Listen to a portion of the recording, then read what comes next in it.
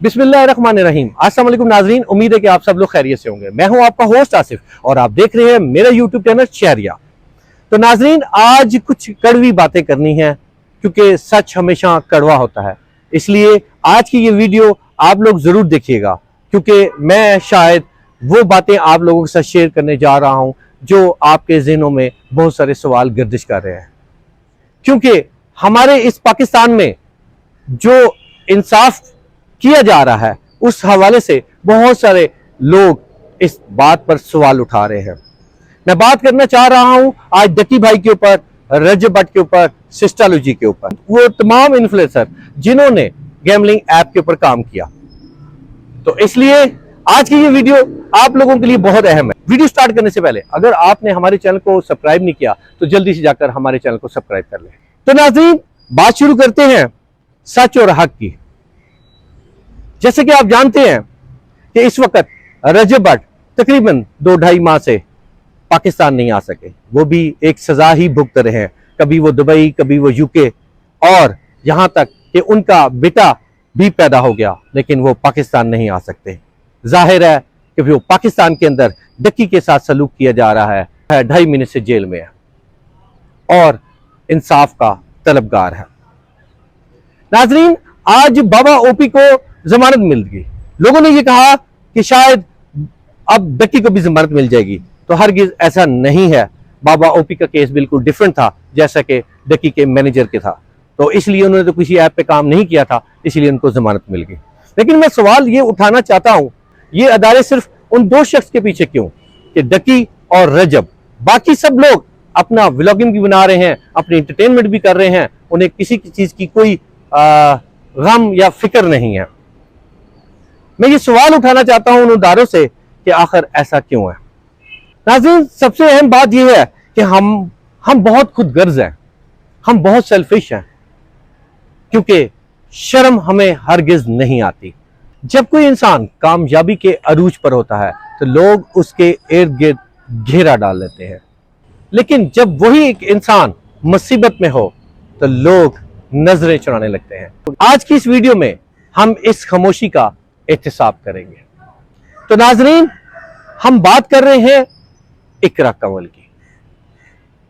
इकरा कंवल, जैसे कि आप जानते हैं कि जब डक्की बहुत ज्यादा अरूज पे था तो सिस्टोलॉजी अपनी तमाम बहनों के साथ डक्की के इर्द गिर्द रहती थी। उनके हर फंक्शन में, उनकी हर खुशी में उनके साथ रहती थी और उनको इतनी ज्यादा कामयाबी मिलना शुरू हो गई। उनके साथ बहुत सारे ट्रिप किए, उनकी हर खुशी और हर गमी में उनके साथ हुआ करती थी। यहां तक उन्होंने पार्टनरशिप करके 4 होटल भी इकट्ठे ही बनाया। लेकिन सवाल ये पैदा होता है कि आखिर ये खामोश क्यों है? आज डक्की उस मुसीबत में है और वही केसेस उनके ऊपर भी हैं और वही केसेस रजब भट्ट पर भी हैं, लेकिन इन दोनों में एक फर्क वाज़ेह नजर आता है। मेरी इस बात को बुरा बिल्कुल ना मानिएगा क्योंकि बात सच और हक की है। सिस्टोलॉजी ने क्या अपनी एक वीडियो के अंदर भी अपने उस भाई डक्की भाई जिसके साथ वो हर वक्त रहती थी उनका जिक्र किया? उनके लिए कोई हमदर्दी के अल्फाज बोले? क्या उनको खौफ है? क्या उनको डर है कि मैं ऐसे अल्फाज बोलने से मेरे लिए प्रॉब्लम हो जाएगी? जबकि उनके खिलाफ भी FIR है और रजब भट्ट के खिलाफ भी FIR है और वो भी 2 महीने से जलावतनी का टाइम गुजार रहा है। लेकिन सिस्टोलॉजी ने कभी बात नहीं की। कभी डक्की के घर गई, डक्की के माँ बाप का हालचाल पूछा? नहीं। डक्की की वाइफ जो रूप, जो उनकी बेस्ट फ्रेंड थी, उनके साथ हंसती खेलती, हर फंक्शन में साथ नजर आती थी, लेकिन क्या कभी अरूप का हाल पूछा कि वो किस हाल में है, किस दर्द में है? इन सबको अपनी पड़ी हुई है।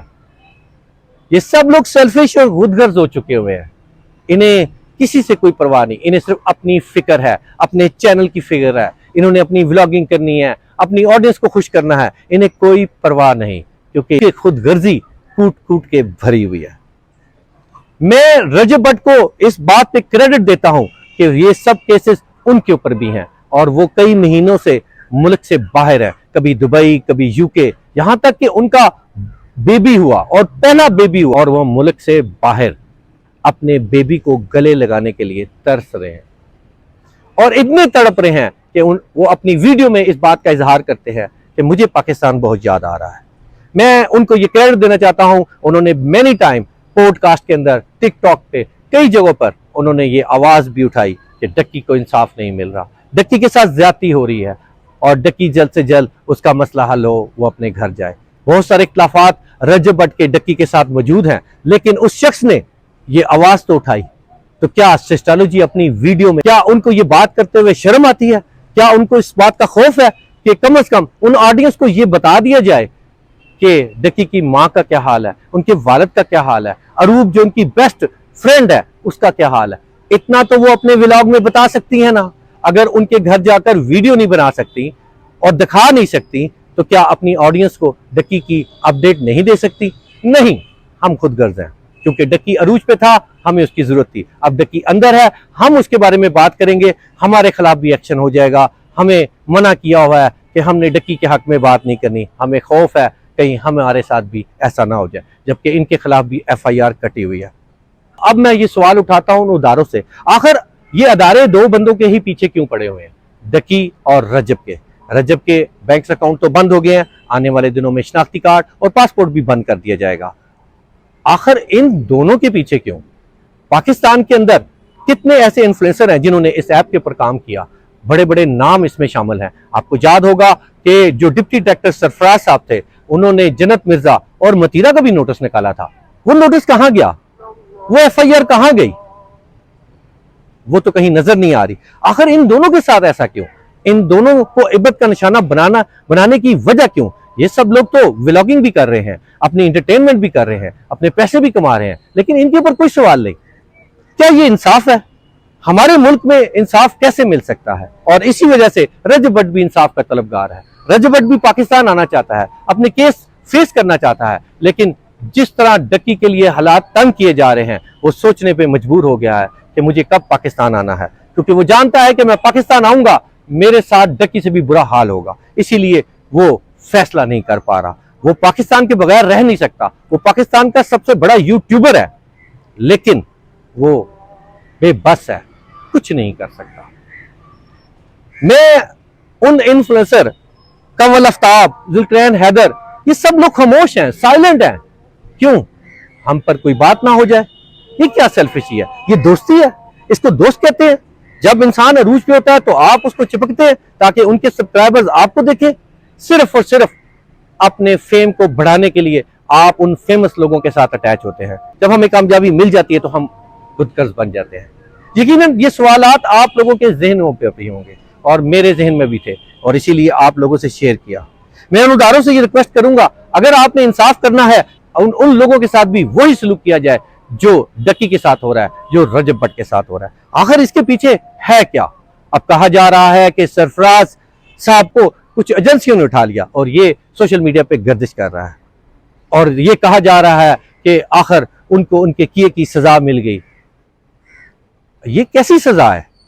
मैं तो हैरान होता हूं और परेशान हो रहा हूं कि आखिर अदारे क्या सोच रहे हैं। क्या इनका कसूर ये गैम्बलिंग ऐप था जो इन्होंने जुए की ऐप प्रमोट की, जबकि उस वक्त कानून भी नहीं था और अब भी कानून नहीं है, और इतनी बड़ी सजा इनको दी जा रही है। एक शख्स मुल्क से बाहर है और एक शख्स जेल के अंदर है, और बाकी सब बाहर अपनी व्लॉगिंग कर रहे हैं, हंस रहे हैं, मुस्कुरा रहे हैं और अपने पैसे चमका रहे हैं। आखिर इन लोगों को अरेस्ट क्यों नहीं किया जा रहा? इन सब लोगों के खिलाफ कार्रवाई क्यों नहीं की जा रही? इंसाफ तो यही था कि इन सब लोगों के खिलाफ कार्रवाई होती तो शायद आज हम ये आवाज भी ना उठाते। हम कहते कि वाकई हमारे पाकिस्तान में इंसाफ दिया जा रहा है। मैं ये सवालात आप लोगों के साथ करना चाहता था, और ये तमाम जज्बात आप लोगों के जहनों की अक्कासी भी करते हैं। आप लोग कमेंट्स में जरूर बताइएगा।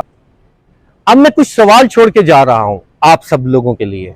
क्या इकरा कंवल और ये दूसरे तमाम इन्फ्लुएंसर के खिलाफ एहतसाब होगा या नहीं? क्या जन्नत मिर्जा, मतीरा और ये तमाम बड़े नाम, इनके खिलाफ भी कोई कार्रवाई होगी या नहीं? क्या सिर्फ हम इन दो लोगों को कुर्बानी का बकरा बनाना चाहते हैं? अगर ये खामोशी जारी रही तो कल ये जुल्म किसी और के दरवाजे को दस्तक देगा।